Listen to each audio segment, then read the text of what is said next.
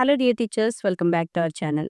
30 days teaching tip సిరీస్లో భాగంగా day 8లో మనము using puppets and props for interactive learning అనే టాపిక్ గురించి మాట్లాడుకుందాం.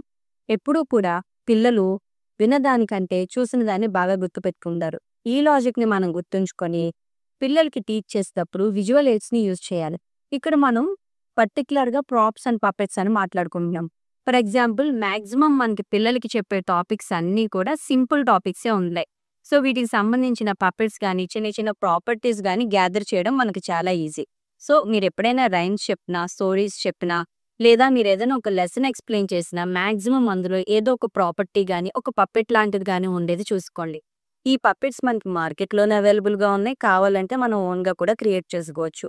గుర్తుపెట్టుకోండి, మీరు ఒక్కసారి క్రియేట్ చేసుకున్న క్రాఫ్ట్ ఎంటైర్ ఇయర్ మీతో బాటే ట్రావెల్ అవుతుంది. సో దీనివల్ల మీరు ఏదైతే పిల్లలకి చెప్పాలనుకుంటున్నారో ఆ టాపిక్ పిల్లలకి బాగా అర్థమవుతుంది, బాగా గుర్తుపెట్టుకుంటారు కూడా.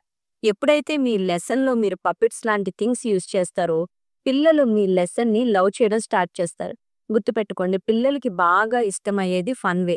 ఆ ఫన్ వేలోనే మనం ఈ యాక్టివిటీస్ అన్నీ కూడా అందించినట్టయితే చాలా జాయ్ఫుల్ డేస్ని వాళ్ళు ఎంజాయ్ చేస్తారు ఈ ప్రీ ప్రైమరీలో. మీరు ఏ లెసన్ చెప్పినా కూడా దానికి సంబంధించిన ఏదో ఒక చిన్న క్రాఫ్ట్‌ని ప్రిపేర్ చేసుకోవడానికి ప్రయత్నించాలి.